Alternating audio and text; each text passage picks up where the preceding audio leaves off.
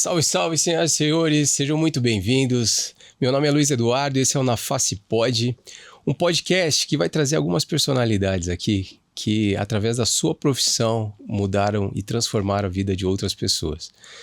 Aqui a ideia é inspirar jovens que estão procurando uma profissão, algum graduando que está procurando uma especialização, mas também aquele profissional experiente que já trabalha na área, que vê um tema aqui, vê uma técnica aqui apresentada e queira se aprofundar um pouco mais no assunto, que a gente possa fazer essa conexão entre esses profissionais. Mas o principal propósito da Na Face Pod é fazer com que esse conteúdo chegue para quem realmente precisa. Para aquela pessoa que se identificar com alguma dor, com algum desconforto, alguma complicação, algum problema, ele veja aqui nesse profissional uma forma de resolver o seu problema, de solucionar esse problema. E que também a gente possa ser uma forma de conectar essas pessoas com esses profissionais que estiverem aqui. Ao longo dessa temporada, se isso acontecer com uma pessoa, a gente já está feliz da vida e o propósito do Na Face Pod já vai ter sido concluído com sucesso. Então, se você viu esse recorte e curtiu, siga a nossa página para que esse conteúdo possa chegar com mais frequência para você, encaminhe para quem você acha que possa se identificar com esse conteúdo.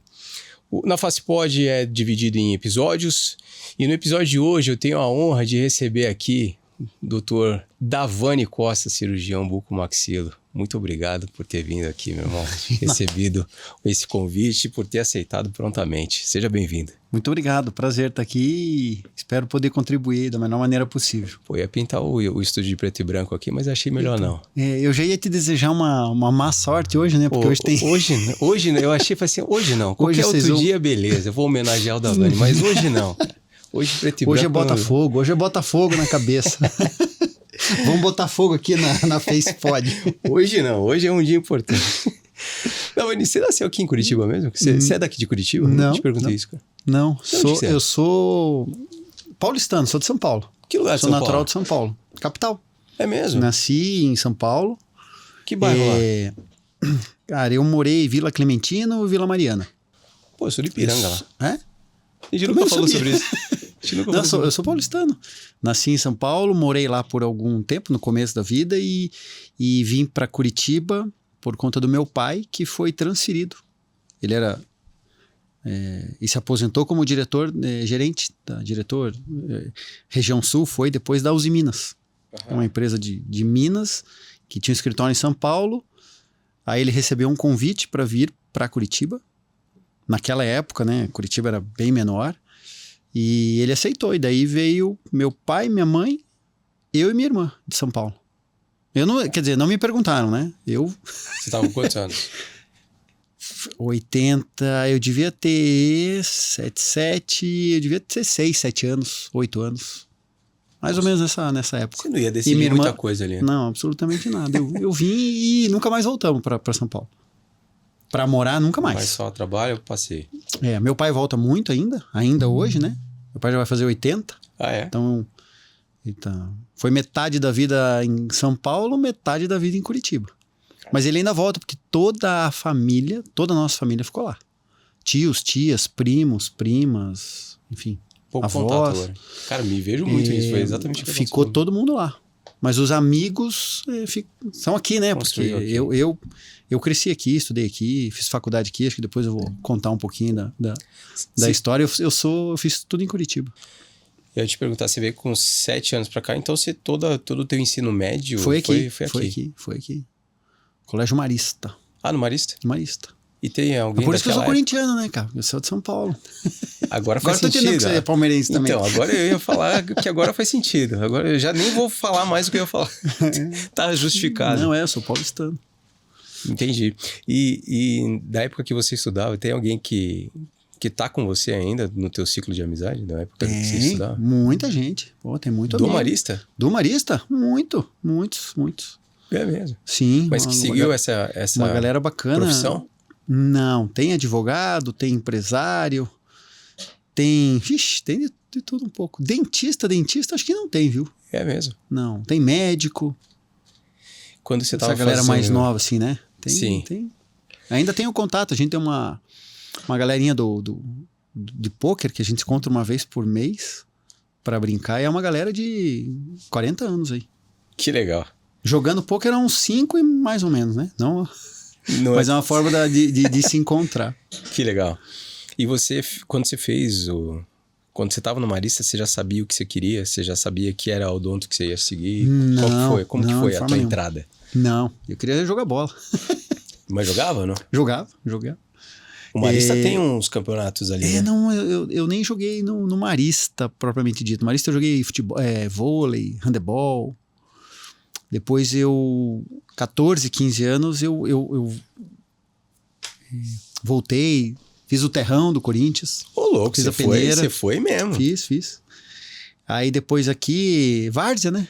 Aqui, Santa Cândida. Jogou suburbano aqui? Joguei um pouquinho só. Caramba, eu não sabia disso, cara. Mas, enfim, nunca saiu disso. Mas brinca ainda hoje ou não? Hoje não mais, cara. Hoje eu tenho outro esporte. Hoje machuca demais, né? Não, hoje não mais. Talvez faça uns 2 para 3 anos aí que eu não jogo bola mais. Jogou no meio da pandemia só. E olha lá, nem lembro mais pra te dizer a verdade quando foi que eu joguei. Cara, você fez o teste mas eu faço atividade, né? Não fico parado, eu gosto de... Pô, você faz um monte de coisa, né? Faço. Você pedala, você nada. Então, daí hoje eu tenho o triatlon. Eu gosto do triatlon. Amador, né? Não, mas amador que você corre quanto? Numa prova? É. Varia de 10 a 21. A 21 já e tem meta pra gente aumentar isso aí. Agora, tô com uma assessoria bacana do perdão. Pô, então não é amador, pô. Você tem assessoria que vai aumentando teu treino, nada. Sim, não, mas é amador, né? Imagina, os profissionais aí é outro nível, né? Sim, mas você tem que levar a sério, um amador que tem que treinar, porque senão você se machuca também, né? Sim. E aí passa a ser um equilíbrio na tua vida, que é uma loucura, né, cara? Mas a ideia colocar algumas metas de provas para continuar treinando, para não ficar parado. Eu sou meio hiperativo. Então, assim, ficar parado para mim é ruim, sabe? E quando você fez... Então tem que focar alguma coisa, né? Sim. Você fez federal, né? Fiz federal. Como que foi assim? Como você falou que você nem pensava em fazer? Então, na verdade, assim, a área de saúde eu sempre pensei, tá? Sempre foi uma coisa que eu gostava, sempre me interessou. Aí eu fiz um vestibular para medicina, não passei. Aí 1 ou 2, 2 eu acho. 2, é isso aí. Aí 2 anos de cursinho e numa dessas tentativas eu vou tentar odontologia agora. E daí na odontologia passei. Passei na federal e dentro da odontologia é que eu me achei na cirurgia. Daí isso foi muito rápido. Isso foi no primeiro ano. Quando você entrou, você já sabia que você queria ir para a parte cirúrgica? Mas no final do primeiro ano já. Eu nunca atuei na odontologia. Vou fazer 25 anos de formado. Eu nunca atuei na odontologia fora da cirurgia. Nunca. Eu nunca fiz uma limpeza, né? Uma profilaxia, que é um procedimento básico. Nunca. Mas a maioria hoje dos bucomaxilos, eles seguiram esse caminho? Ou eles passam... É comum eles passarem pela parte clínica, assim? Não, eu acho que...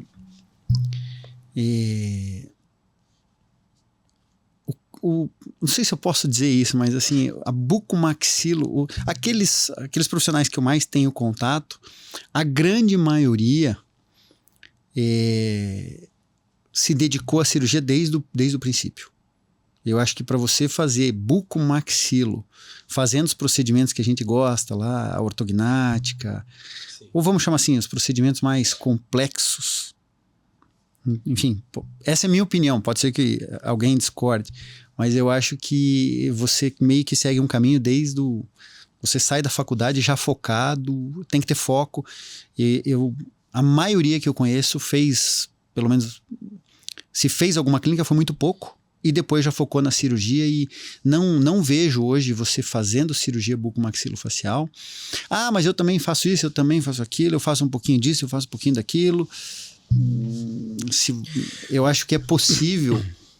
Enfim, talvez eu esteja errado mas, nos dias atuais, mas há 25 anos atrás eu vejo que foi uma coisa que eu acertei em manter o foco, ter o foco para cirurgia bucomaxilofacial e investir nos subtemas da cirurgia bucomaxilofacial, como, por exemplo, a ortognática, Sim. a cirurgia do ATM, o trauma, enfim. Você mergulhar nessas subespecialidades para conseguir fazer tudo isso bem feito. Mas você teve alguém que te motivou? Porque a faculdade, ela te prepara para isso? Ou te orienta pelo menos a te preparar para uma escolha como essa? Não, eu Ou acho que não você é... vai vendo e vai... Eu acho que não é a faculdade que te prepara. Você tem contato com diversas especialidades, né? Com diferentes temas na graduação e vai por afinidade. Vai por afinidade. E eu tive afinidade logo de cara com a cirurgia. Mas isso foi no primeiro ano já. Aí você... Eu acho que quem tá na área cirúrgica tem uma afinidade já na anatomia. É perfil mesmo, né? É perfil. Eu acho que sim. É perfil. E hoje você tá na... Eu acho que outra coisa, acho que para todas, sabe? Seja lá para dentística, para pério, enfim, para as próteses, para as diferentes especialidades. Os grandes profissionais acho que mergulham nas especialidades, depois nas subespecialidades logo de início, assim. Entendi. Hoje você tá na parte acadêmica, né? Você é professor. Também. Né? E hoje você dá aula na Positivo. Hoje eu tenho uma parceria, vamos chamar assim. Tá. Atualmente, né? A parceria hoje é com a Universidade Positivo. Tá. Dentro do curso de cirurgia bucomaxilofacial, da especialização. E os alunos me acompanham na atividade hospitalar. Tá. A atividade acadêmica, graduação, isso nunca me chamou muito a atenção. Eu sempre tive um relacionamento com a pós-graduação. E como que essa parte de ensino chegou para você? Em que momento? Faz muito tempo. Eu sempre gostei. De ensinar. De ensinar, de trocar ideia, trocar experiência. Em várias instituições aqui, já passei pelo ILAPEL, pela Positivo, ainda tenho um relacionamento no ILAPEL. A própria PUC, mas sempre vinculado de alguma forma à pós-graduação. Tá. Nunca me vinculei à graduação. Por perfil também. Os alunos que hoje que estão com você já escolheram o caminho que eles vão seguir, ou ainda não? Já. Os alunos que hoje eu tenho contato são alunos já de especialização. Tá. Já alunos de pós-graduação, né? Tá, já escolheram que é a cirurgia que eles vão seguir. Já, eu penso que sim, acho que é. Como que você vê? Pelo menos assim deveria ser, né? Você acha que mudou muito da tua época, o perfil de aluno da tua época para a nova geração agora? Eu tô falando nem nova geração, o pessoal que tá saindo agora da residência. Você se vê muito neles ainda ou mudou muito o perfil? Eu acho que mudou muito. Essa geração Y e tudo mais. Nem sei qual é essa geração. Eu também nem sei qual geração está. mas eu acho que mudou muito. Mudou muito, Também, na minha opinião, acho que mudou muito. Eu não sei se é por uma facilidade de informação que tem e até que ponto isso é bom ou ruim, a gente tinha que buscar mais a fundo. Mas eu talvez possa resumir numa palavra que eu vejo assim, comprometimento. Eu acho que a gente tinha lá atrás... era mais difícil fazer uma pós-graduação em cirurgia. Eu acho que isso também, de certa forma, te motivava a estudar mais. Hoje é mais fácil. Tinha menos curso disponível, hoje tem mais. Tem os dois lados, tem um lado bom e tem um lado ruim. Você tinha que correr mais atrás das informações. Hoje está tudo mais fácil, né? O que é bom. Mas te prepara igual, será? Na minha opinião, de maneira nenhuma. Eu acho que não. É mesmo? Eu acho que não. E também a gente não pode botar todo mundo no mesmo, né? Botar todo mundo dentro do liquidificador e misturar tudo. Existem uma coisa que eu acho que ainda é verdade, sempre foi. Quando você está treinando, quando você está estudando, possivelmente, independente de onde você esteja, é você quem vai fazer o curso, né? Seja de graduação, de pós-graduação. Então, eu acho que isso ainda é uma verdade, continua dependendo muito de cada um, do esforço de cada um. Então, acaba sendo até uma oportunidade para quem quer, né? Porque hoje eu acompanho, bom, a gente conhece vários bucomaxilos, vários professores, e tem muita gente começando agora que não quer ir para cirurgia, não posso ir para cirurgia. Na tua época, você ficava babando para ir para uma cirurgia. Exatamente. Talvez venha aí a palavra que eu tentei resumir, que é o comprometimento, né? Como você tem hoje pessoas que têm esse compromisso. Sim. E que se destacam de forma natural, né? Então, eu acho que essa máxima, essa palavra, esse significado de você ter um compromisso, de mergulhar realmente naquilo que você quer e se dedicar, você vai plantar agora para colher lá na frente. Essa história não mudou, né? Nunca mudou, para né? toda a profissão também, né? Isso aí não muda, né? Se você tem gente que não está tão comprometida com isso, se você faz um pouco a mais, se você mostra mais comprometimento, você se destaca, né? Você se destaca. A chance de ter oportunidades com uma equipe como a sua, né? De juntar com outros cirurgiões que querem a mesma coisa. Hoje você tem uma equipe, né? E como que foi a montagem dessa equipe? Que eu também nunca te perguntei. Nunca perguntou? Tá? Hoje nós temos uma equipe, a Nova Face, né? Sim. Cirurgia bucomaxilofacial. Então sou eu, tenho 2 sócios, que é o Leandro Clipio. Estarão aqui, inclusive. Estarão aqui, né? O Leandro Clipio e a Rafaela Scariotti. Então, na verdade, assim, eu me formei com o Leandro. Então, o Leandro eu conheço há 30 anos. Nós entramos na faculdade juntos. Em 96. Na faculdade. Ele era da minha turma. Nós passamos a faculdade junto. Depois, saímos da faculdade. Na época, lá, 2001, você só fazia um curso de cirurgia se passasse. A grande maioria exigia um estágio de 1 ano. Então, nós fomos para um estágio de cirurgia lá na Santa Casa de Misericórdia, em São Paulo. E depois fomos prestar as provas de especialização, de residência. Cada um seguiu o seu caminho. Mas sempre mantivemos contato, né? Sim. Inclusive das famílias que se conhecem. E sempre tivemos essa conversa, esse desejo de trabalhar junto. E isso acabou acontecendo. Já vai para talvez uns 10 anos.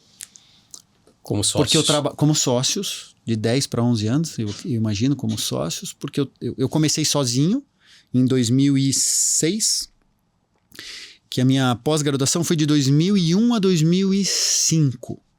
Eu fiz o estágio na Santa Casa, depois residência na Federal, depois fui para fora, fui fazer um fellow, que a gente chama em Chicago, e comecei a efetivamente trabalhar em 2006. O Leandro já estava nas andanças dele de mestrado e doutorado, acho que nessa época era mestrado. E a gente não trabalhava, eu comecei trabalhando sozinho. A Rafaela veio logo a seguir no curso da Federal, que foi o mesmo que eu fiz. E a Rafaela e o Leandro começaram a trabalhar junto. E logo na sequência eu entrei para a equipe. E aí nós montamos o que hoje é a Nova Face, né? Aqui em Curitiba. E isso vai completar 10 anos praticamente. Encaixou, 10 anos né? de equipe, como sociedade, enfim, dividindo todas as experiências, os problemas. Na alegria e na tristeza. Na alegria e na tristeza, né? E encaixou o time, né? Encaixou, né? A gente já pensava nisso há um bom tempo e foi lapidando, foi ajustando. Sociedade é delicado, é complicado, a gente vê o quanto outras não dão certo, né? Sim. Foi vocês aí há 10 anos. Para 10 e eu penso que a gente vai longe ainda, porque vou ser bem honesto que eles podem, quando vierem aqui, vão dar o testemunho deles, mas dificilmente, acho que a gente nunca brigou, nunca teve um problema. Ajustes a gente tem que fazer sempre, lógico, né? Em qualquer sociedade. Mas eu penso que caminhamos muito bem nesses últimos 10 anos e tomara que tenham mais 10 aí pela frente. E o quanto é importante ter uma equipe. E mais uns 15 equipe, talvez, que depois vai dar uma segurada. E o quanto é importante ter uma equipe operando junto, né? Eu não sei se isso... Eu também converso com outros bucomaxilos que falam sobre isso, né? Da dificuldade de ter um time forte, assim, e a facilidade que isso traz quando você tem um entrosamento em centro cirúrgico, né? Isso faz uma diferença absurda. Isso a gente traz uma diferença absurda. Então a gente comentava isso. É que para nós tornou uma realidade agora, meio que é normal, entendeu? Você nem percebe mais. Né? Não percebe mais isso. mas a gente nota e escuta o comentário de outros colegas que não tiveram essa mesma felicidade, ou não encontraram uma equipe bacana para trabalhar, e não tem com quem dividir às vezes os problemas, as angústias, os medos, as dúvidas, num caso cirúrgico, por exemplo, e que, poxa vida, a gente tem, é fácil ali, todo dia conversa, ou é possível conversar, discutir um caso, tirar uma dúvida. Traz uma segurança então, até maior. Traz uma segurança. E você vê o teu parceiro trabalhando, poxa, eu faço assim, você faz assado, vamos fazer assim, vamos testar assado, assim funciona melhor. E que legal. Todo mundo tem uma boa experiência já, né? Tá todo mundo aí na casa dos 20 anos já de experiência dentro da odontologia. Trabalhando com praticamente tudo, desde de fissurado, que a doutora Rafaela tem uma baita experiência, até, enfim, trauma, ortognática, a gente faz praticamente tudo, né? O implante. Então eu acho que eu percebo que profissionalmente, acho que eu posso falar pelos três, houve um crescimento aí nos últimos 10 anos, sem dúvida nenhuma, como equipe, né? A gente já conversou sobre isso, talvez a gente não consiga mensurar isso estando dentro da equipe. E até uma coisa que, bom, eu já te falei sobre isso, né? O tamanho que vocês têm e o quanto outros profissionais falam sobre vocês, né? Isso a gente vê. E uma coisa até que eu ia te perguntar, porque a gente brevemente falou sobre isso também outro dia, sobre o preparo que você saiu da universidade, ou saiu da residência, como cirurgião. E aí você se vê numa sociedade como um gestor de empresa. Uhum. E como que você... E aí dá um desespero. Pois é, e como que você aprendeu, então, como que você foi...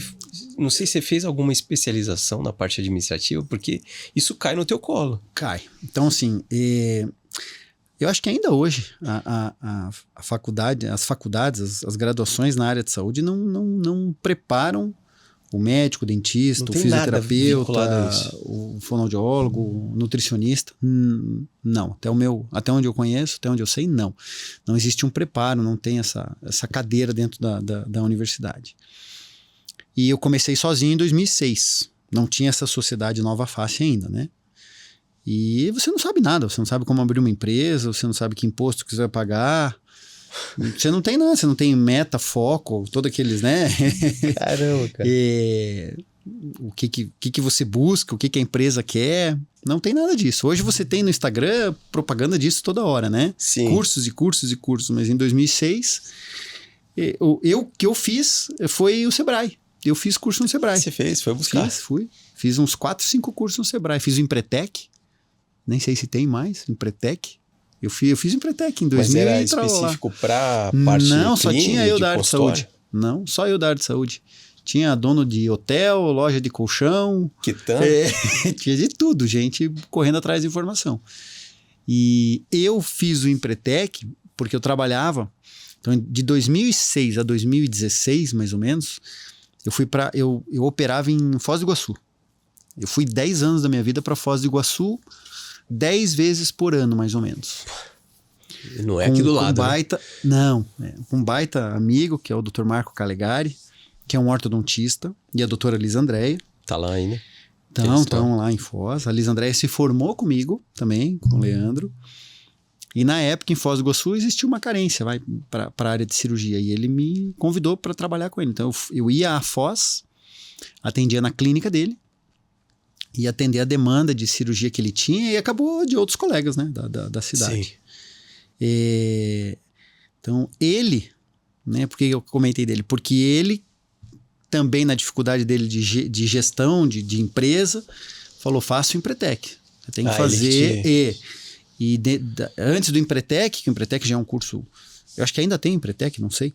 É um curso maior, assim, de mais tempo. Era uma semana inteira de curso. Eu fiz uns cursos menores do Sebrae, de formação de preço de venda, como vender naquela época, e o Empretec reunia tudo isso, e tinha treinamento. Eu lembro que foram 5 ou 7 dias, todo dia de curso lá no Sebrae. E uma coisa que você nem pensava em fazer. Não, mas eu gostava. Eu fiz 6 meses de administração também. Ah, você fez, cara? Fiz, na FAI. É mesmo? Eu já tinha passei no vestibular, fiz FAI, mas eu queria a área de saúde. Mas daí você largou... Eu cursei EFA 6 meses e estudava para o vestibular. Não ia aguentar fazer administração. No começo achei chato. Não tinha Na graça. verdade, Mas eu gosto dessa coisa, planilha. Tanto é que na Nova Face eu sou... Você que faz essa parte de Eu gestão. sou planilha, gestão, Fico mais com essa área, assim. Porque além disso, e até... Eu não sei se você vê isso como num futuro, as universidades olharem para isso, né? Porque talvez o universitário ele saia com uma expectativa, até comentei isso agora, que ele saia com uma expectativa, ele está estudando, ele acha que vai sair da faculdade com um consultório com todos os pacientes na recepção esperando, né? E não é assim. E não é nem um pouco, né, disso. Na verdade deveria ter, né? Já deveria ter sido implementado, mas eu desconheço, como eu te falei, eu não estou na graduação, mas eu acho que a maioria hoje, se não a totalidade, preza muito pouco por isso. Por planejar. Você tem equipe, você tem funcionários, que você tem que fazer gestão de pessoas. Você tem funcionário, você tem... Exatamente. Gestão de pessoas, de recursos, tudo isso, né? Os impostos, que no começo você se bate um monte, depois você se acostuma. Tem que dar lucro como qualquer uma empresa outra. Tem que dar lucro. O quanto eu vou... Uma planilha do quanto eu vou cobrar para que isso venha a dar lucro. E ao mesmo tempo eu tô trabalhando com saúde, eu não estou trabalhando com uma lata de tinta, que eu vou fazer uma Black Friday e vender pelo preço mais barato. E eu acho que isso se perdeu muito, né, na área de saúde. Hoje isso está muito mais complicado do que era 20 anos atrás. E vejo isso pelo número de profissionais que tem no mercado, né? Então, muito mais hoje. Muito mais. Muito mais. Há 25 anos atrás, você fazia um vestibular de odontologia para quê? Eu acho que foi quase 30 para 1. Hoje não existe isso, né? Hoje tem cota daqui, cota dali, você tem mais universidade. E tem um lado bom e um lado ruim. Tem mais espaço para mais pessoas. Mas eu acho que na contramão disso... O volume dilui, né? O volume dilui e eu acho que a qualidade também. Então, o que a gente vê hoje... que a gente comenta, inclusive, lá na clínica, assim, felizmente, assim, temos os nossos pacientes, continuamos tendo, graças a Deus, sentimos essa perda de volume, a gente percebe isso, e a gente tem muitas complicações, né? Sim, hoje vocês pegam esses retornos. Tem muitas complicações, como eu acho que outros colegas que têm experiência também têm na rotina deles essa situação, essa rotina de complicações. Deixa eu dar um passo até um pouco lá atrás. Quando você estava... Tua formação hoje, quando você sai da residência, você faz muito trauma e toda teu conhecimento você vai absorvendo na parte cirúrgica de colocar a mão na massa no trauma. Que hospital que você fazia plantão? Chegou a fazer? Na especialização? Você veja, eu fiz Federal, né, do Paraná. Tá.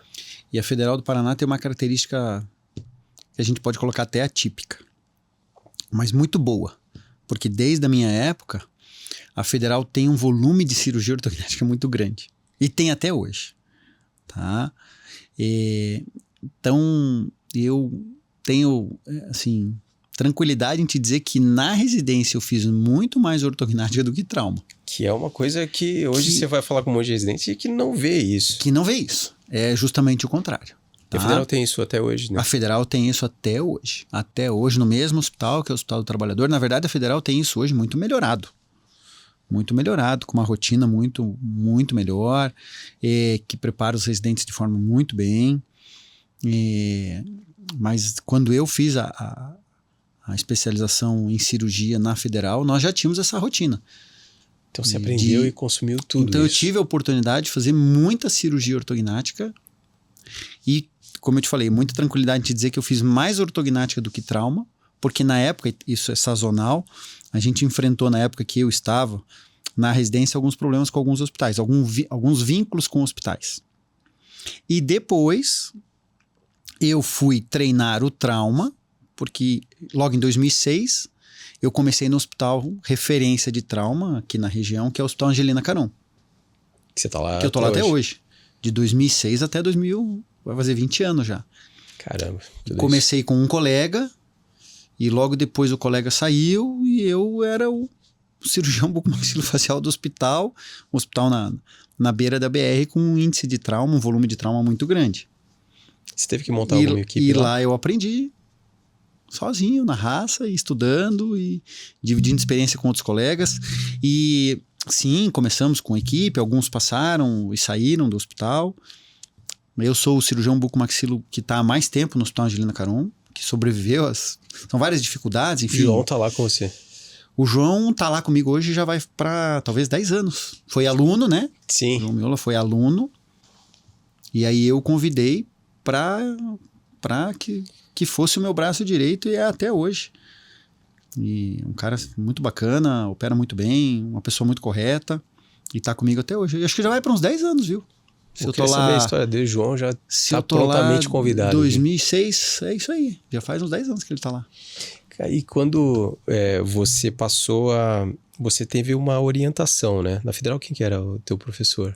Na Federal nós tínhamos o professor Delson Costa, o Nelson Rebelato, o Paulo Miller. Eram esses 3 chefes, né? Sim. Dentro da cirurgia. Em algum momento você foi cortando o cordão umbilical aí. De forma natural, né? Sim. Natural. As coisas vão acontecendo, a gente vai buscando o espaço, vai encontrando o caminho e o cordão umbilical vai se rompendo. Como que foi a tua da melhor primeira maneira cirurgia? possível. Que você se viu assim como um teu paciente, que você era o responsável, por mais que você não ia operar sozinho, porque você nunca opera sozinho. Exatamente. Mas a responsabilidade era tua, que você olhava, você não tinha o Delson, não tinha o Nelson. Eu lembro até hoje. Foi no Hospital Angelina Caron e foi uma cirurgia ortognática. Foi em janeiro de 2006. Logo que eu voltei dos Estados Unidos. Eu voltei dos Estados Unidos em dezembro de 2005. 28 ou 29 de dezembro eu voltei de lá. E você 10 de janeiro... Eu fiz nos Estados Unidos eu fiz um fellow. Ah, você fez o fellow. Eu fiz um fellow em Chicago com uma das pessoas com quem eu sempre agradeço em aula, que me proporcionou assim, um conhecimento gigante até hoje, que é o Dr. Roger Kalau, já falecido. Que muita gente boa daqui de Curitiba e de outros lugares passou por ele. Um cara espetacular. E eu fiquei com ele quase 6 meses. Mas assim, uma enxurrada Mas lá você podia pôr a mão no de paciente, cirurgia ortognática. Não, sempre com ele. Você não, né, você acompanha, você faz realmente um fellow. Mas era 24 horas, porque eu acompanhei ele nas 4 clínicas que ele tinha. Sim. Nos hospitais, dentro da cirurgia, mas sempre acompanhando o trabalho dele, né? Eu fui como fellow e não como residente lá. Mas a confiança que ele me proporcionou você chegou pronto. Foi gigante, assim. Não, pronto não. Acho que pronto a gente ainda tá... Não, mas pra ficar sozinho, cheguei muito mais confiante, muito mais tranquilo para começar a fazer cirurgia ortognática, que é a cirurgia mais elaborada, em que você trata deformidades e trabalha com o rosto das pessoas. Muito mais tranquilo. Então eu cheguei em dezembro de 2005 e em janeiro de 2006 eu operei a primeira paciente de ortognática. Mas a prática mesmo você não tinha Eu tinha tanto. Tinha da Federal, porque nos Estados Unidos você não operava sozinho, né? Não pode. Sim. Hoje acho que tá até pior. Mas enfim, e aí eu operei 2 irmãs, a Silvana e a Sandra. Lembro do nome delas até hoje. Pelo nome.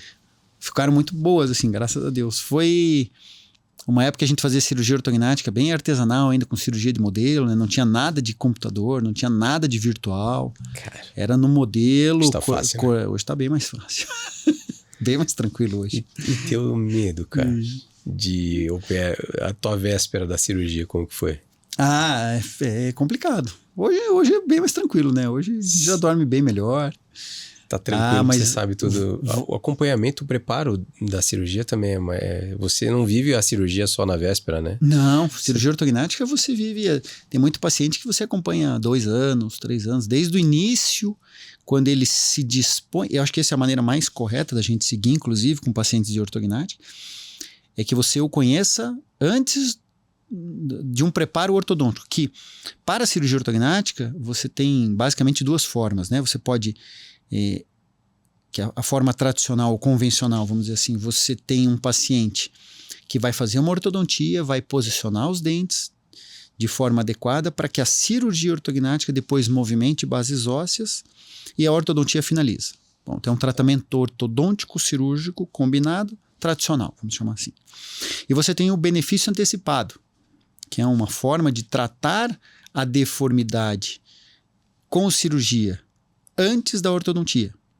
Então, você tem um paciente que você tem conhece ele e de forma mais rápida você chega no momento da cirurgia, porque ele não precisa passar por um preparo ortodôntico que às vezes leva 6 meses, 8 meses, 10 meses, 1 ano, 1 ano e meio. Então para o paciente que está te vendo agora e você fala do benefício antecipado, você está falando que vai primeiro operar, saiu da cirurgia, ele vai usar o aparelho ortodôntico para fazer a correção. Isso. Existem casos específicos que eu posso indicar essa técnica, onde eu faço a cirurgia ortognática prévia. Não é todo caso. Não. Na minha opinião, enfim, aí você vai encontrar diversas opiniões, né? Mas na minha experiência, eu acho que são casos específicos, tem que ser bem indicado, porque a ortodontia pós-cirúrgica, ela também tem que ser muito bem manuseada. A gente tem que ter um colega ortodontista com bastante experiência para fazer uma ortodontia bacana no pós, porque a cirurgia já está feita. E você pode comprometer a cirurgia, o resultado da cirurgia. Eu posso comprometer o trabalho do colega ortodontista e ele o meu, os dois. Mas o que eu quero dizer é que em casos específicos onde a má oclusão permite o benefício antecipado. A má oclusão do paciente é que a gente tem que avaliar, porque ela é quem vai permitir ou não o benefício antecipado. Sim. São casos específicos, né? Eu acho que não é para todo mundo. A gente tem que ter um discernimento, tem que ter uma boa avaliação clínica, análise facial, enfim, todo o passo a passo que a cirurgia ortognática exige para você indicar o benefício antecipado. Hoje a gente estava falando da curva de aprendizado, principalmente de quem está saindo da especialização ou saindo da residência agora, que já está caminhando. É um caminho sem volta, né? Quando chegou ali, você não é ruim para voltar e tem um caminho longo para ir para frente. É isso aí. E agora vocês estão com um projeto, ao meu ver, eu acho que vocês já deviam ter feito isso há mais tempo, e que talvez vai jogar uma luz para quem está saindo agora da residência, ou para quem está começando na cirurgia. Fala um pouco desse projeto que vocês estão aí agora, com a seleção brasileira aí, com um time bom. Na verdade, é um projeto, é um desejo nosso já de algum tempo. Né? Desde que a Nova Face foi criada, a gente sempre pensou em montar um curso de formação e, enfim, por vários motivos a coisa não ia para frente, não dava certo, mas se Deus quiser, 2025 vai sair do papel. Já está saindo, né? E obviamente que hoje também a gente tem a condição de oferecer um treinamento mais bacana, porque a gente tem o Cadaver Lab, né? Eu posso utilizar institutos que tem peças cadavéricas, e a gente tem isso em Curitiba. Então, uma boa qualidade. Uma boa qualidade, uma baita estrutura. E em Curitiba. Logística fácil. A logística da cidade é boa, a rede hoteleira é boa. E a gente está com uma ideia para aquele profissional, enfim, para aquele estudante que está realmente começando. Esse é o nosso público-alvo, sabe? Ou que está na residência. O público, então, é quem está na residência, quem está no seu processo de formação, ou para aquele que acabou a residência e não se sente tão seguro, tá? Que é um público gigante, né? Eu acho que vai ter oportunidade a gente vai fazer uma mescla aí teórico-prática, então de discutir algumas coisas na parte teórica, sobre 100% exclusivamente sobre deformidade dentofacial, né, com temas atuais, o que a gente vive hoje dentro da cirurgia ortognática, e associado ao treinamento, ao corte, né, a como fazer a osteotomia, as dificuldades da osteotomia e o treinamento em cadáver. Então, hoje as dificuldades que vocês tiveram, você não tanto porque você viveu a ortognática dentro do HT, sim, mas não é uma realidade das outras universidades que vê mais trauma.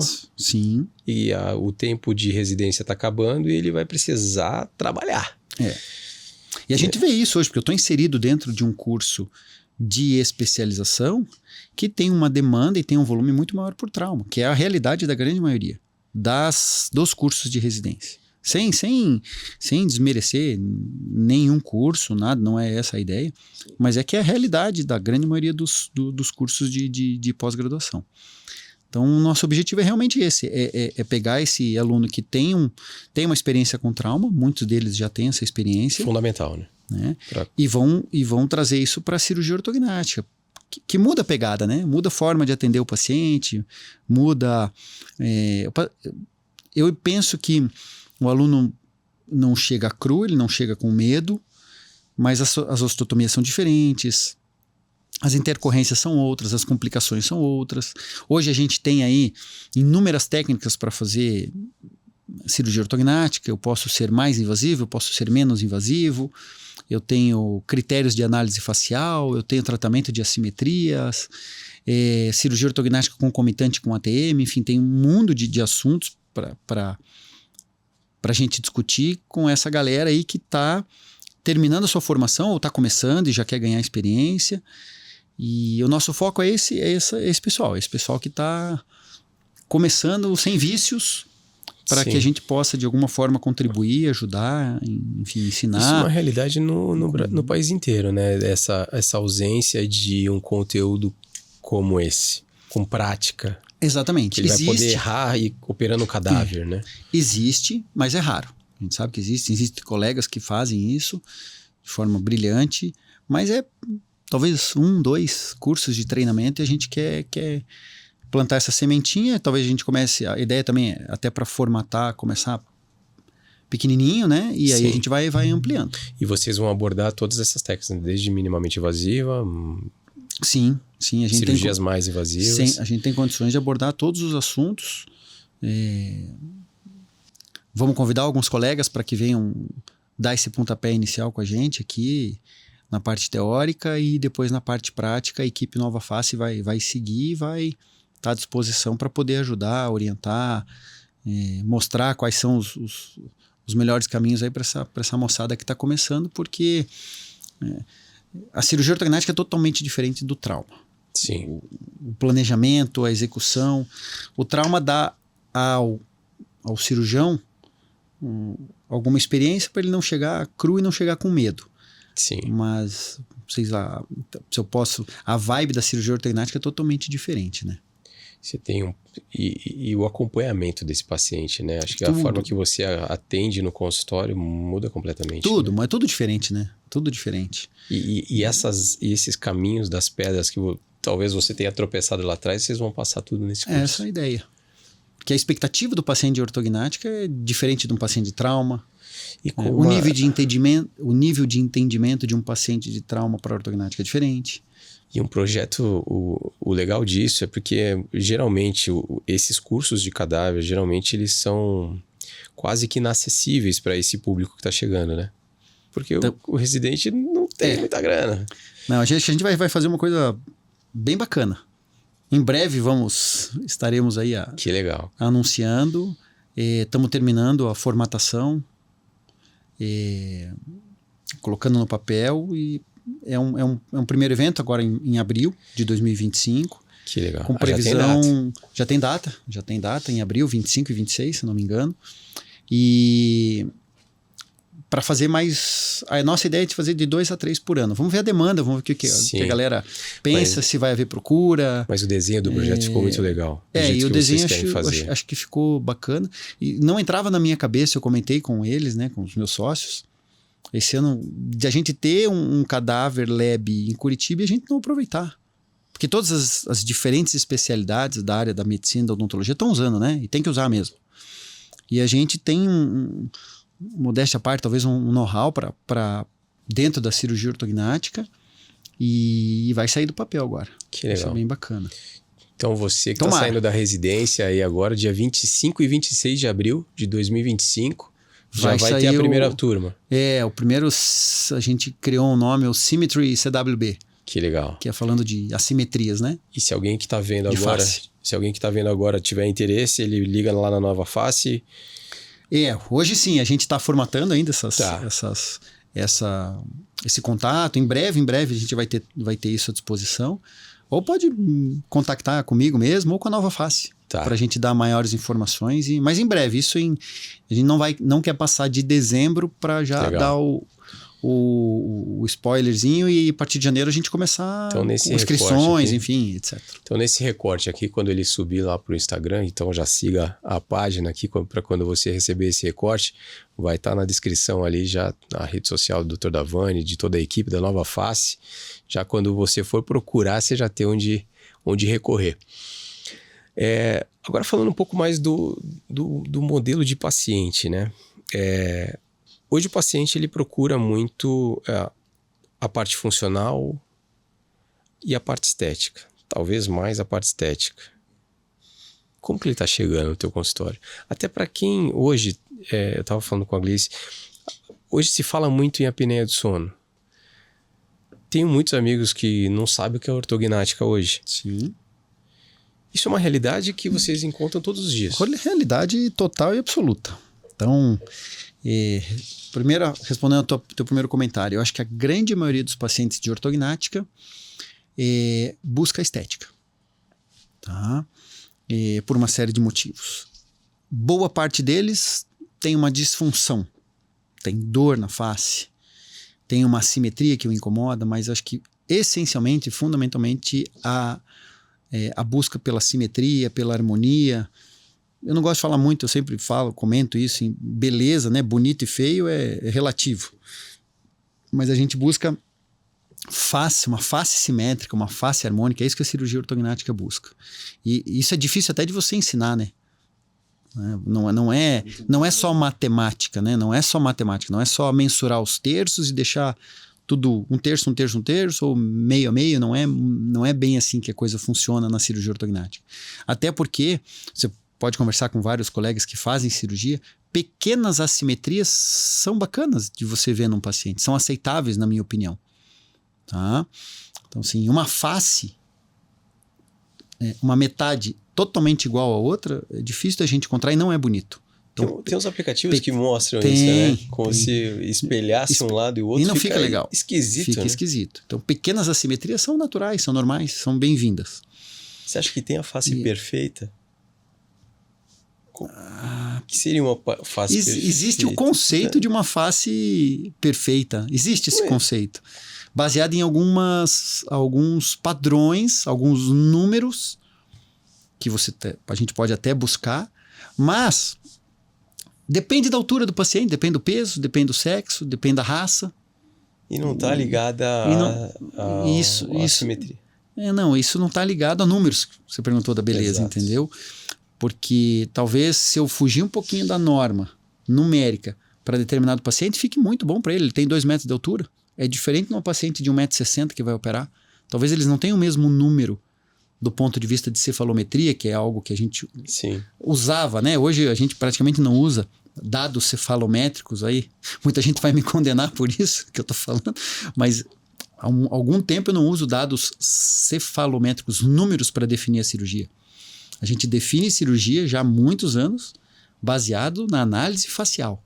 E muita gente pensa dessa forma. E isso pode vir tecnologia, pode sair tecnologia, vai continuar. A tecnologia ajuda muito. Escaneamento de face, as fotos que hoje são feitas. Mas é o teu olho que vai decidir. E isso, inclusive, é difícil de você ensinar. Né? Essa percepção é muito menos matemática e muito mais o lado da arte, da música, do desenho artístico do que números. Como eu aprendi cefalometria. A gente fazia o planejamento em cirurgia ortognática baseado em números. Isso já não faz há muitos anos. E os resultados ficaram muito, muito melhores. Tá? Então, o paciente que busca cirurgia ortognática hoje, eu acho que a grande maioria por estética, você melhora a função desse paciente sem dúvida nenhuma, principalmente da função articular, função respiratória que você comentou. E eu vou dar um exemplo aqui, ó, a gente não sabe, mas a minha cirurgia próxima de quarta-feira é um paciente adulto, 5ª década de vida, entre 50 e 60 anos, não recordo, com uma baita de uma apneia obstrutiva do sono e não sabia que cirurgia ortognática podia ajudar. Veio fazer uma consulta comigo, encaminhado por uma colega de trabalho, por conta de dor articular. E na investigação, na consulta, enfim, na anamnese, uma apneia severa, CPAP dependente já. Eu falei, você já ouviu falar de cirurgia ortognática? Não, nunca ouvi falar. O que é isso aí? Aí você explica, mostra casos, né? A casuística que a gente já tem na clínica. Para quem está vendo hoje, o que é o CPAP? E vai operar quarta-feira. O CPAP é um equipamento de auxílio para aqueles pacientes que têm apneia. O que é uma apneia primeiro? Apneia ou hipopneia?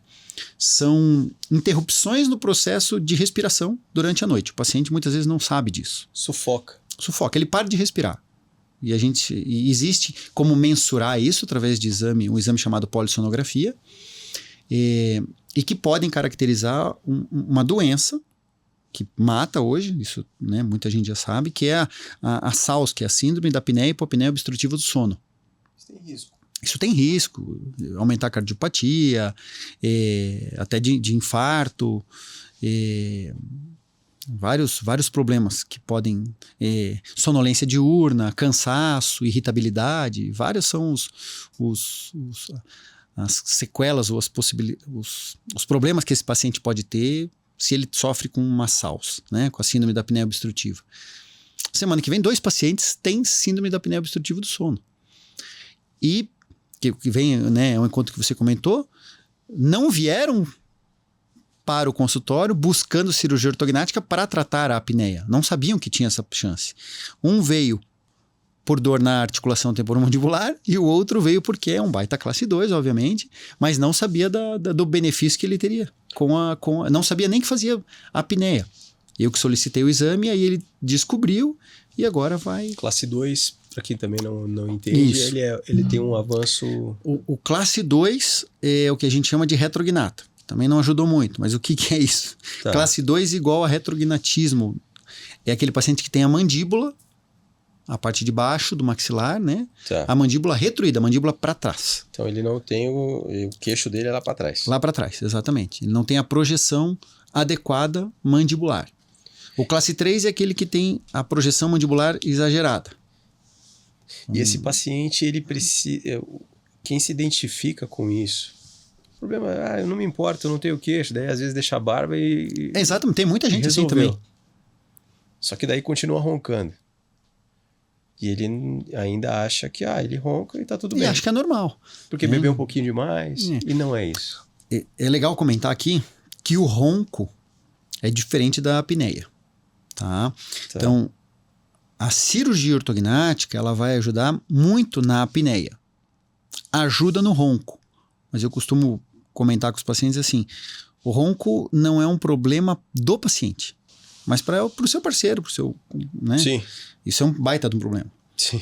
E a cirurgia ortognática vai melhorar as duas situações, mas o objetivo principal, o foco é que ele volte a respirar, que ele durma com qualidade e, eventualmente, mesmo aquele paciente que não tem uma retrognatia, não é um classe 2, ou porque ele está um pouquinho fora do peso, ou porque está muito cansado, ou porque bebeu, ele vai roncar numa determinada noite e não é por isso que ele vai operar também. Sim. Tá?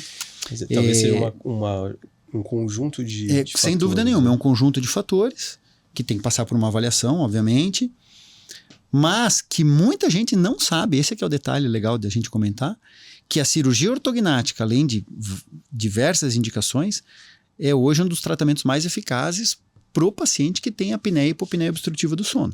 Muito melhor do que rinoplastia, muito melhor do que ovopalatofaringoplastia, que são procedimentos, sem desmerecer qualquer tipo de procedimento, mas os avanços maxilomandibulares, né, a cirurgia ortognática, melhora muito, muito, muito a qualidade de vida, não do sono, né, a qualidade de vida dos pacientes que têm indicação de cirurgia ortognática para apneia obstrutiva do sono. E é impressionante esse fator, né? Do paciente, às vezes está com... Porque ele tem dores, né? O paciente que tem uma oclusão ou a mordida que não é encaixada corretamente, ele já vai ter complicações, né? Vai, possivelmente. Tem dor associada, tem assimetria de face que leva a um déficit estético, tem queixa respiratória, a dor associada a estalidos articulares... dificuldades de mastigação. Isso a longo prazo vai piorando? De fono, de fala. A tendência é que no longo prazo isso piore, né? Sem dúvida nenhuma. Normal, você com 15, 16, 18, 20, 22, 25, não dói muita coisa. Agora nos 40, 50, já vai 60. comprometendo. Tanto é, até para comentar um detalhe interessante, hoje a gente faz cirurgia ortognática dos 16 aos 70. Isso que eu ia te perguntar. Eu posso fazer cirurgia ortognática, eu tenho paciente operado de 16 anos até paciente de 67. Quanto mais cedo operar é melhor pela recuperação, ou isso não é uma regra? Não, boa pergunta. Não necessariamente, assim. Eu acho que 16 anos ainda é uma idade precoce para a gente fazer cirurgia ortognática. E aí vão entrar outros pontos importantes. Que tipo de deformidade eu estou tratando?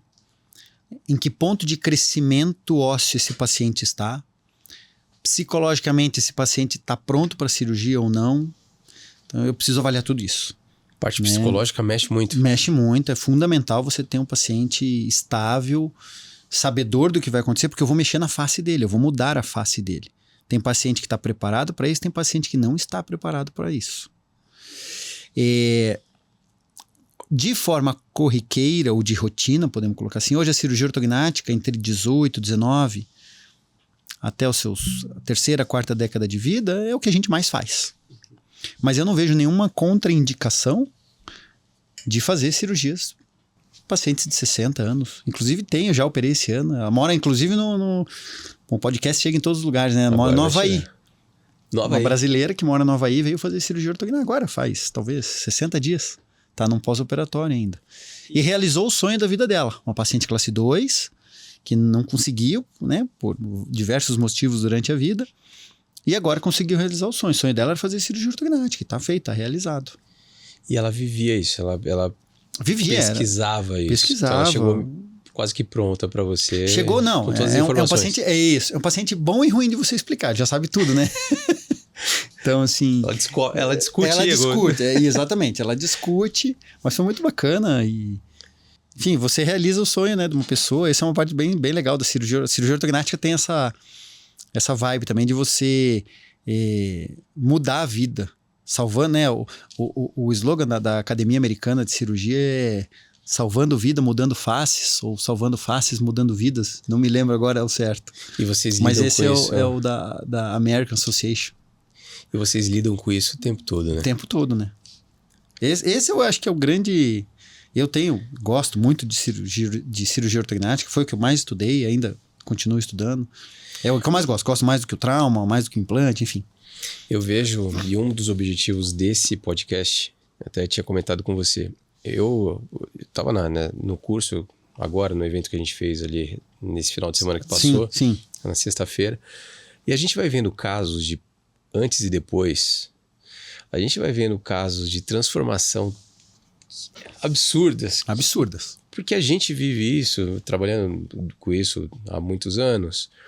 E essas pessoas que não sabem de ortognática, não sabem de cirurgia, às vezes elas não sabem que isso pode acontecer, de umas transformações assim tão absurdas. E aqui seria um ponto da gente trazer isso, para tornar acessível para outras pessoas que pudessem ter acessos como esse, né? E falando de transformação, você lembra de um caso, lógico, é difícil falar sobre vários casos e o volume cirúrgico que vocês têm, que é absurdo, e a experiência que vocês têm. Teve um caso que que mudou a tua profissão, que você viu que mudou a tua carreira, a forma que você analisava o paciente, o que te impactou, assim, que você lembra, que assim, esse caso foi desafiador? Desafiador em alguns casos, vários. E que trazem um impacto para o nosso dia a dia também. São vários casos. Por vários motivos, né? Às vezes você tem pequenas deformidades que você nem valoriza tanto, mas que o paciente fica tão grato, porque para ele mudou. Na verdade, acho que a gente tem o poder de mudar muito a vida do outro, né? Com a cirurgia ortognática. Tá? Total. Muda muito a autoestima do paciente de cirurgia ortognática. Demais. Então, eu acho que esse é uma ferramenta. Não é só qualidade de vida. Não é só qualidade de vida. Você muda diversas perspectivas de vida de muitos pacientes. Tá? Seja pelo que a gente estava comentando agora, um paciente que não dorme bem, se sente cansado, tem uma apneia. De de repente, para nós é mais um caso e você muda a vida dele. Então, ele passa... Lembrei agora, a gente está conversando, lembrei do... Não sei se pode falar nome aqui, acho que não. Pode tudo. De um paciente que tinha muito medo da cirurgia ortognática com uma baita de uma apneia. E ele me confessou que ele não conseguia namorar, por exemplo, por causa da apneia e do ronco. E não parava, e, enfim... Não conseguia encarar um relacionamento. E demorou muito tempo ele me contar isso. E foram alguns planejamentos, porque ele queria entender exatamente como a face dele ia ficar. E eu falei, olha, eu não consigo te dar essa certeza 100%. Não existe isso. Nós vamos chegar muito perto, com todos os traçados de predictivos que a gente tem, com as simulações que a gente tem de escaneamento facial. E veio ele, veio a mãe, a gente discutiu, e ele fez a cirurgia ortognática. Quantos anos tem o paciente? Não lembro, entre 20 e 30 anos. Jovem. Paciente jovem, trabalhava aqui na Copel.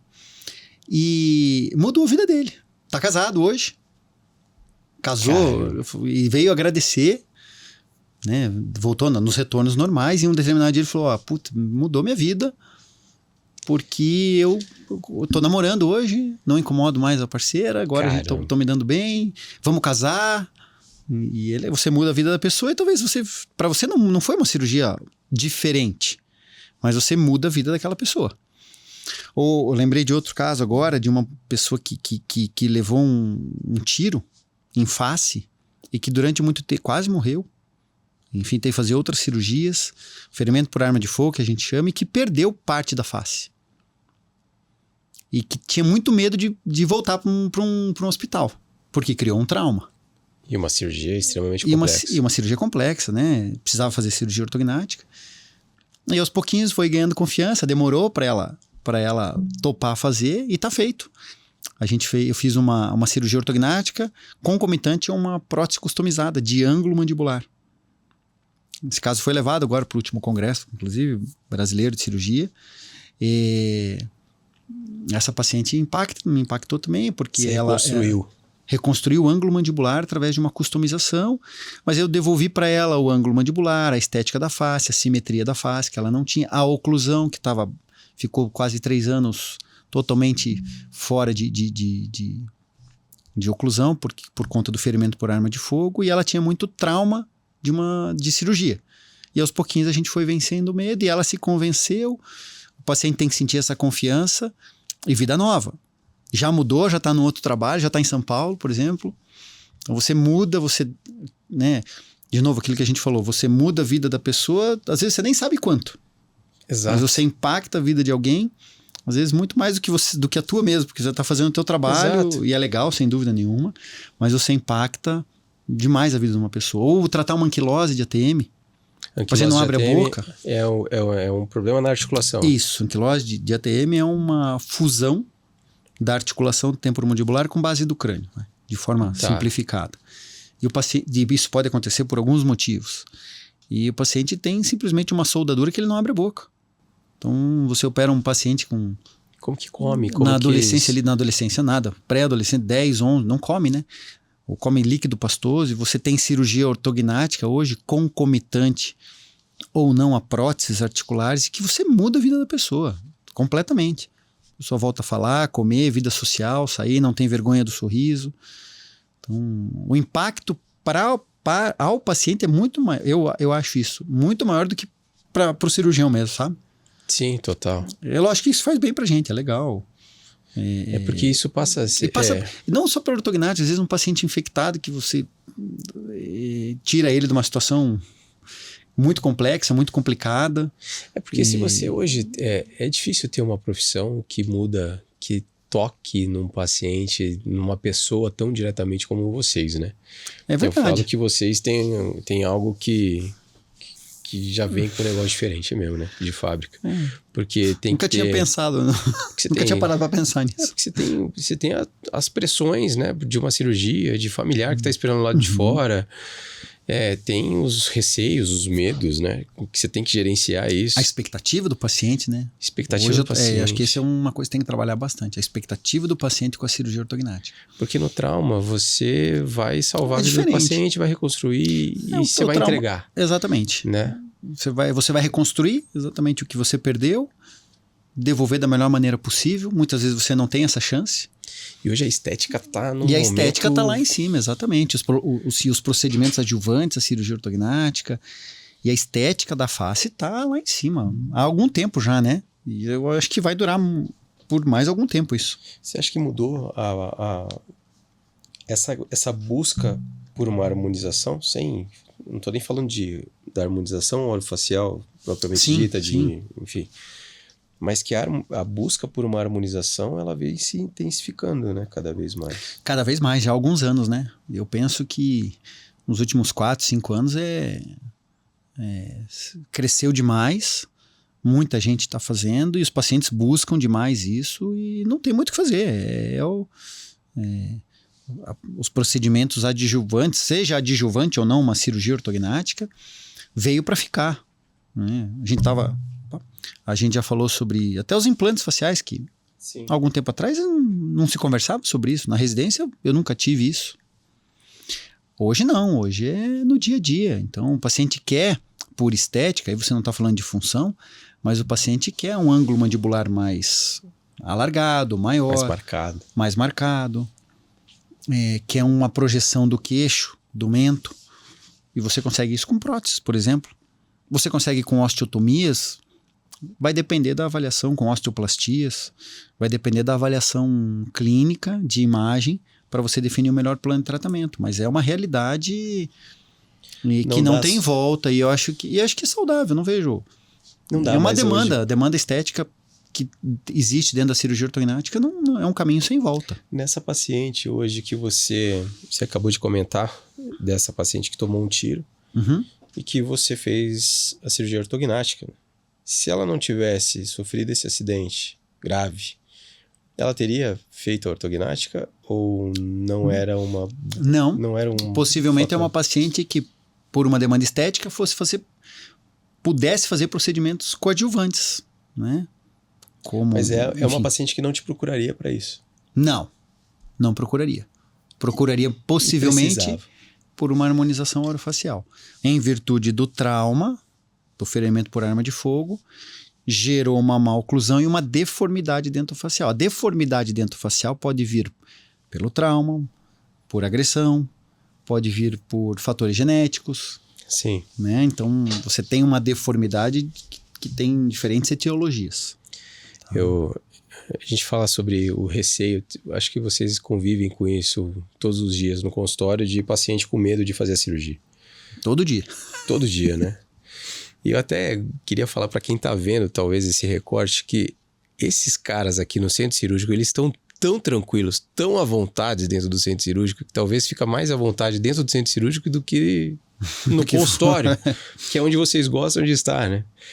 E isso traz uma segurança para o paciente, porque talvez o paciente não veja, né? Porque é um ambiente difícil, tenso, que ele está saindo do quarto para ir para o centro cirúrgico. Ser paciente é mais difícil, né? Né? Se você se coloca do outro lado e já foi paciente um dia, é bem mais complicado, porque no centro cirúrgico está todo mundo conversando, dando risada. É o ambiente de trabalho de todos aqueles que lá estão, mas o paciente está super ansioso. E hoje sim, a grande maioria dos pacientes chega no centro cirúrgico ansioso e temeroso, até que chega a anestesia geral, que é uma bênção, né? Todo mundo queria um pouquinho, às vezes. Anestesia geral, até a primeira experiência. Exatamente, é fantástico, dá condições de você trabalhar, o paciente não vê nada, não sente nada. E uma coisa que eu acho que faz diferença, pegando o gancho desse assunto, é o preparo do paciente de cirurgia ortognática no consultório. A orientação do que vem depois, que a gente vê que muitos não são orientados. Então, as dificuldades... Sobre o pós-operatório. Sobre o pós-operatório. E lá a gente conversa bastante, temos cartilhas explicativas, temos uma equipe de nutrição, né, uma nutricionista que orienta os pacientes de como a coisa funciona depois. Nós temos a equipe de fisioterapia. Acho que essa é uma estrutura que a gente acabou criando e que funciona super bem e faz uma baita diferença. Tá na nossa rotina hoje, a gente às vezes nem se dá conta. Sim. Mas eu acho que a gente foi uma das primeiras equipes que colocou tudo isso em conjunto. Então o paciente pré-operatório já sabe o que pode, o que não pode, o que ele vai encarar em termos de edema, de restrição de dieta, da tão famosa parestesia, que eu acho que hoje é o maior medo dos pacientes, é a maior queixa dos meus pacientes, pelo menos, é a parestesia, que é aquela perda sensitiva, Sim. normalmente temporária, mas que pode ser definitiva, aquela ausência de sensibilidade como ele sempre teve. Isso é uma sequela ou uma consequência da cirurgia ortognática na grande maioria dos procedimentos. E deixando claro que não só da ortognática, não de só da qualquer ortognática, cirurgia. não, de qualquer cirurgia. Cirurgia de prótese de ombro, de mama. de prótese de mama, enfim, todas elas têm o seu risco. Mas é em especial que eu mais converso com os pacientes, porque no médio e longo prazo é o que eu vejo os pacientes mais reclamarem. Resultado está satisfatório, a oclusão ok, já tirou o aparelho, já está curtindo a vida, e a parestesia eventualmente lá na frente, 5, 6, 10, 20 anos depois, eu tenho paciente que vai fazer 20 anos de cirurgia ortognática e ainda tem algum grau de parestesia. Não encaro isso como um problema. Aí a gente pode divergir de alguns outros colegas. Não encaro a parestesia como um problema, um erro, alguma coisa. Faz parte do processo de cirurgia ortognática. Quanto menos tiver, melhor, sem dúvida nenhuma. Né? Talvez. Até porque a parestesia na face, ela é um pouco diferente do que de uma cirurgia plástica, como você falou, ou de uma cirurgia no ombro, na ortopedia, ou enfim, outros procedimentos. Na face, ela se torna... A face é uma região muito vascularizada, muito inervada, muito sensível, então os pacientes sentem a parestesia. E existem técnicas cirúrgicas que diminuem a parestesia, existem protocolos medicamentosos que diminuem a parestesia. O trabalho da fisioterapeuta no pós-operatório, na nossa equipe, é essencial, com drenagem, medicação, laser terapia, manipulação, enfim, estimulação. Tem vários recursos. Tem vários recursos que a gente usa na totalidade, né? Junto, na nossa equipe, nós temos as fisioterapeutas que trabalham com a gente em todos os pacientes. E o que eu posso te dizer, garantir aqui assim, é, sem dúvida nenhuma, a cirurgia ortognática de 20 anos atrás não é a mesma que temos hoje. Aquele pós-operatório que os pacientes tinham de 20, 25 anos atrás, mais sofrido, que não podia abrir a boca, que muita gente fala isso para mim hoje. Muito tempo. Muitos pacientes perguntam, não posso abrir a boca, vou ficar inchado, eu vou para UTI. Não, hoje o paciente de cirurgia ortognática fica de 1 a 2 dias internado. Existem várias ferramentas para contenção de edema. Ele não sai com a boca amarrada mais. Ele sai, a grande maioria, com a boca aberta.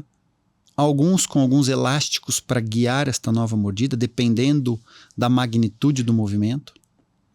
Mas a maioria sai boca aberta e o paciente com 10, 12 dias está trabalhando. É muito rápido a muitos na mesma semana. E para uma série de... Se você colocar, vai ficar com um pouco de parestesia que ela vai voltar. Só que a quantidade de benefícios que você tem da cirurgia ortognática... eu acho que ainda continua compensando, né? É gigantesca, né? O benefício funcional, estético, tudo que a gente falou aqui, respiratório. Aí quando você vê esse pós... A parestesia, ela se torna pequena. Podemos colocar assim, diante todos esses benefícios que a cirurgia ortognática pode trazer. Confiança, qualidade de vida. Qualidade de vida, confiança, autoestima. Os pacientes tirando foto de perfil, né? Exatamente. Coisa que não faria se não tivesse feito a cirurgia. Eu tenho isso é legal, eu até tenho aqui, eu posso te mostrar uma imagem. Eu fui dar uma aula, eu me lembrei de uma imagem aqui. Um tempinho ainda aí. Deixa eu ver se eu busco aqui. De fotos que você viu agora no evento, que a gente vai buscar no Instagram, na internet. Sim. De pacientes que fizeram cirurgia ortognática, e aí você vai buscar a imagem dele lá no Instagram. Você não pediu para ele fazer aquela foto. Ele fez porque ele tá numa autoestima, tá feliz. Esses são todos os pacientes submetidos à cirurgia ortognática. Todos. Rapaz. Todos os resultados de cirurgia. É legal comentar aqui, ó, não sei se vai aparecer o meu... aqui, ó. Filho e mãe. Os dois fizeram cirurgia? Mãe e filho, eu operei os dois. Então, o filho fez primeiro, se eu não me engano. A mãe adorou o resultado, o rosto mais marcado, ela foi e fez. Cirurgia ortognática. Essa moça fez uma cirurgia ortognática também por uma deformidade classe 2. Enfim, independente da deformidade. Aqui um casal. Os dois fizeram? Os dois fizeram. Eu operei ele primeiro. Ela precisava de cirurgia ortognática, ele me trouxe ela. Eles são casados hoje. É mesmo? Aham. O Gustavo e a Mariana. E, cara, o Caetano é médico hoje, pediatra, também fez cirurgia. Esse rapaz veio lá de Minas Gerais, tinha um problema gigantesco e de mordida, de mal oclusão, um trabalho não foi só meu aqui, mas fantástico para ter esse sorriso aqui de outros parceiros. Tinha uma melogênese imperfeita, sabe? Aí você não fala, né? Que fez uma cirurgia. Então, aqui um breve, foi uma aula que eu fiz agora, recente. Aqui também, que não tá aqui, mas ó, deixa eu botar esse slide. 2 amigas, as 2 fizeram. Essa moça é essa aqui. Só que essa aqui é numa foto espontânea dela de perfil. Esta moça aqui fez cirurgia ortognática comigo e indicou para amiga, não, você pode melhorar. A paciente indicou para amiga, ó, você pode melhorar a tua face, você tem que fazer cirurgia ortognática. 2 amigas, 2 BFF, né, como chamam hoje, best friend. Uma amiga indicando para outra. Isso é legal, isso são coisas que... E o legal é de devolver a autoestima para paciente mesmo, né? Então, isso que eu falei para você. Talvez a cirurgia ortognática, para nós, os movimentos, a gente pensa na estabilidade, obviamente no resultado estético, mas a repercussão que você traz para a vida do paciente é muito maior, né? Comprovadamente. Para o paciente do que para a gente mesmo. Logicamente que a gente tem uma satisfação pessoal, obviamente. Sim. Mas assim, de novo, aquilo que a gente falou, a gente pode mudar a vida da pessoa. Porque você dá mais autoestima, você vê a maioria deles está sorrindo, está feliz, e são fotos que não são programadas. Eu fui buscar todas no Instagram. Que legal. Dos pacientes. Que baita slide isso daqui. Que você vê, e acho que talvez as pessoas vendo pessoas como essa, que hoje estão vivendo muito melhor, que tem uma qualidade de vida muito melhor, uma confiança que não tinha antes, uma segurança de estar nos lugares que não estaria. Perfeito. E acho que perdeu o medo da cirurgia, né? E acho que esse é um ponto. Muita gente ainda tem medo, tá? A gente, inclusive eu comento em aula, por exemplo, os Estados Unidos faz muito mais cirurgia ortognática do que o Brasil. E lá é muito mais função do que estético. O brasileiro sim, a gente é muito mais bem treinado, na minha opinião. Uma mão muito melhor do cirurgião brasileiro para dar estética, porque a exigência é maior. Sim. Tá? Mas a gente ainda opera menos que lá. Porque lá o conceito é muito mais profundo. Não é só o cirurgião. Talvez. Não é só o cirurgião bucomaxilo que vê a necessidade de cirurgia ortognática. A odontologia como um todo. O ortodontista indica, o protesista indica. O Brasil ainda tem essa... O próprio dentista muitas vezes desconhece o que é cirurgia ortognática. Escutou o que eu falei? Isso vai nos remeter lá no começo da conversa a uma graduação, a um monte de universidade que tem hoje. A um preparo mais... Estou falando da graduação, na formação base do dentista. Do que é uma deformidade dentofacial, como que trata. Não precisa ter medo da cirurgia ortognática. Tem muito dentista que contraindica a cirurgia ortognática. Hoje, 2024 para 2025. Porque não sabe dos benefícios. Ele acha que o paciente vai ficar uma semana na UTI, que não vai falar nunca mais, que vai fazer paralisia facial. Confundem conceitos de paralisia com parestesia. E hoje mudou completamente a cirurgia, o preparo que vocês têm hoje. E aí você pega um paciente que é leigo, escutando de um dentista que fala isso, o que você vai imaginar? Entendeu? Então tem muito mais paciente que está mais bem informado que dentista. Isso é um problema, vamos dizer assim. Sim. Tá? Não deveria ser, mas é um problema. Você tem que entender o paciente como um todo, obviamente. Sim. Mas é uma falha lá da graduação. E que cada vez mais tenha conversas mais simplificadas para que isso chegue no paciente, exatamente, né? E que ele como para todas as áreas, né? Como o implante se disseminou, enfim, a própria harmonização. Exato. Né? Que tem muita gente fazendo e fazendo bem, enfim. Eu acho que a cirurgia ortognática tem que entrar nesse... a cirurgia bucomaxilofacial como um todo, a gente pode colocar assim. Sim. Em especial a cirurgia ortognática tem que entrar nesse conceito de que a coisa não é tão complicada assim. Não estou dizendo que ela é simples e que ela é fácil, Mas hoje ela muito mais previsível. Muito mais previsível, resultados excelentes de vários colegas, não somos só nós que temos bons resultados. Sim. E que muda, de verdade, muda a vida das pessoas. Tá vendo? A gente tava estourando um pouquinho o tempo e eu queria que você... Conversa boa, bicho. Isso é bom sinal. E eu queria que você falasse, até para a gente poder encerrar, exatamente para esse paciente que de repente esteja com medo ou que agora ele já viu que, pô, meu caso pode ser cirúrgico. Ou que ele já está quase lá na cirurgia, já sabe que tem que operar. O que você falaria para encorajá-lo? Que ele não tenha medo, de verdade, da cirurgia ortognática. A grande maioria dos pacientes que faz a cirurgia, se você questioná-los, tempos depois, eles vão dizer, poxa, pena que eu não fiz antes. Se perguntar se faria de novo, a grande maioria esmagadora faria de novo. Faria de novo. Posso te dizer, até pacientes que tiveram alguma complicação, que pode acontecer, ou eventualmente a necessidade de uma reintervenção, que pode acontecer, mas depois que tudo isso passa, o benefício da cirurgia ele é muito grande. E não tenham medo da cirurgia ortognática. Ela é muito... Você usou um termo bem bacana, ela é extremamente previsível. Hoje todos os movimentos são milimétricos e visualizados pela maioria dos cirurgiões que trabalham com cirurgia ortognática, porque hoje a gente consegue, através das ferramentas virtuais, ver tudo isso. Não existe cirurgia ortognática sem planejamento específico para aquele procedimento.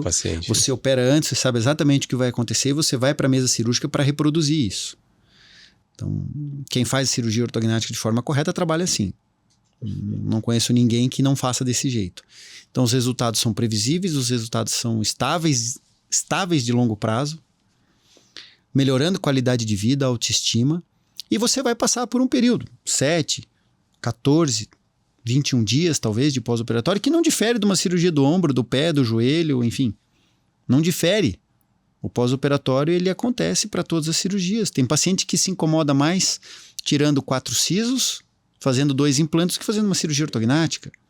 Hoje os pacientes têm retorno precoce ao trabalho, vida normal, com uma satisfação pessoal muito maior do que antes da cirurgia. Então... se eu posso falar alguma coisa, para não ter medo da cirurgia ortognática, porque ela com certeza está bem planejada e que vai mudar a vida dessa pessoa com certeza. Que legal. Giovanni, obrigado por ter aceitado o convite mais uma vez. Gostou de fazer ali? Gostei. Foi legal, né? Bacana. Passou a hora que a gente nem viu. Mesmo. Então eu já te convido, se você está recebendo e recebeu esse recorte, teve acesso a esse recorte que você recebeu no Instagram, siga a nossa página, siga o Dr. Davani, a Nova Face, siga os nossos convidados aqui no Instagram, que a gente sempre vai deixar na descrição desse vídeo, para que esse conteúdo possa chegar a pessoas que realmente precisam e que de repente possa estar sorrindo, que nem essas que o Dr. Davani mostrou aqui, e com uma qualidade de vida muito melhor. Então compartilhe, porque isso pode chegar a pessoas que realmente precisam e que talvez precise de alguém para encorajá-la e mostrar que tem uma solução para um determinado problema dela. Então eu fico aqui, mais uma vez, obrigado, Dr. Davani. Espero que você venha de novo para a gente continuar essa conversa, sempre muito boa. E eu que agradeço o convite, a experiência aqui, foi bem bacana. Foi legal, né? E sempre à disposição aí para o que você precisar, para essas ideias novas, né? Essa ideia nova que você teve aí na FacePod. Muito sucesso. Amém, obrigado. E estou à disposição. Vamos junto. Gostei, vou voltar sim, vou voltar. Vamos junto. E aí eu já te faço esse convite para que um pouco mais próximo do curso de vocês, do Cadáver Lab, que a gente possa conversar novamente com mais informações para a gente divulgar para quem está começando agora e que vai ter uma experiência ímpar nesse Cadáver Lab e já saindo para operar sem esses medos e essas inseguranças que tem hoje. Combinado. Muito obrigado para quem ficou assistindo até o final agora. Siga a nossa página e eu espero vocês no próximo episódio. Fiquem bem, fiquem em paz. Valeu. Tchau, tchau.